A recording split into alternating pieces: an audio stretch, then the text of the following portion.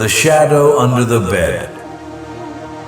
In the small town of Blackwood, nestled deep within a dense forest, stood an old house on the outskirts. It was called the House of Silence.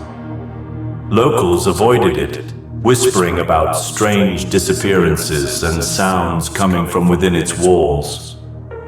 But no one could say for sure what happened inside, until the Carver family moved in. Martha Carver, her husband Jacob, and their 10-year-old son Elias were looking for a quiet place to start over after a tragedy, the death of their youngest daughter. The house in Blackwood was cheap, and they thought it was a sign. But from the very first day, something felt off. Elias, a quiet and withdrawn boy, sensed a presence immediately. He told his parents he heard whispers at night, but they dismissed it as a child's imagination. However, one morning Martha found him sitting on the floor in his room, staring into nothingness. He said, "She wants me to play with her." "Who?" Martha asked, but Elias just shook his head. With each passing day, the boy grew stranger. He talked to himself, drew dark pictures of a girl with hollow eye sockets and long black hair. He called her Lily. His parents tried to convince themselves it was just an imaginary friend. But one night, Jacob heard Elias laughing in his room. He peeked inside and saw the shadow under the boy's bed moving, as if alive. "Elias, what is that?" he asked, but the boy just smiled. "It's Lily.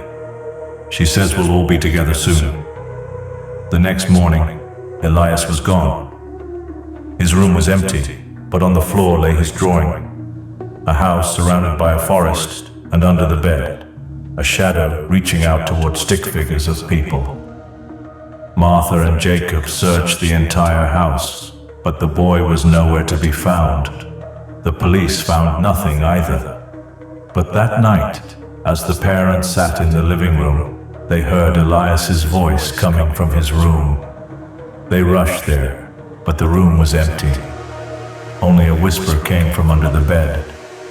Jacob knelt down and looked underneath.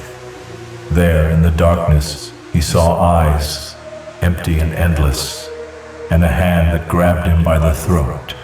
Martha screamed, trying to help her husband, but the shadow under the bed began to grow, filling the room. She heard Elias's voice laughing somewhere in the darkness. The last thing she saw was the face of a girl with hollow eyes, smiling at her. By morning, the house was empty. No one ever saw Martha, Jacob, or Elias again. Locals say that sometimes laughter can be heard from the house, and under the windows, you can see a shadow moving as if alive, but no one dares to go inside. After all, everyone knows in the House of Silence lives Lily, and she's always looking for new friends.